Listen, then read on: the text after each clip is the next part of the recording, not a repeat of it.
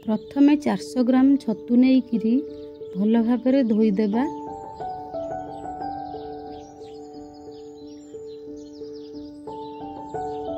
छतुर उपर चोपाटी को छड़ाई दे छोट छोट करी काटिदेबा।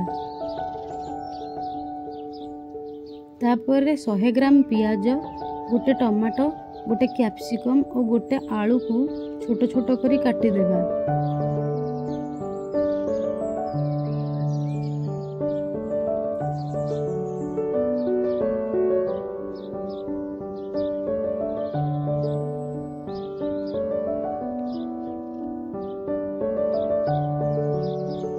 गोटे रसुण, खंडे अदा, 4-5टी कंचा लंका को छेची देबा।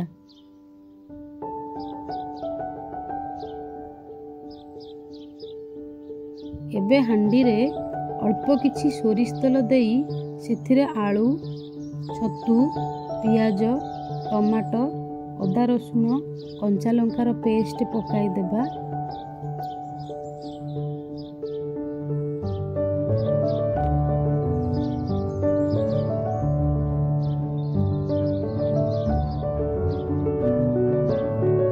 स्वाद अनुसार लूण, हलदी, जीरा गुंड, धनिया गुंड, मीट मसला, गरम मसला पकाई सेथिरे किछि सोरिष तेल देई भल भाबरे गोलाई देबा।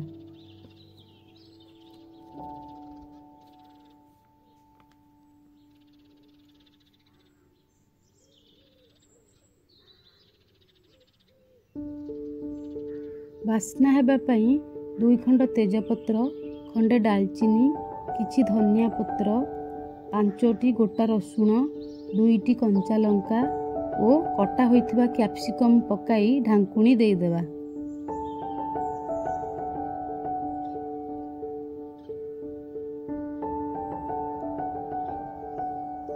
एबे हांडी को चुली उपरे धीर जाल रे 20 मिनिट पई छाड़ी देबा।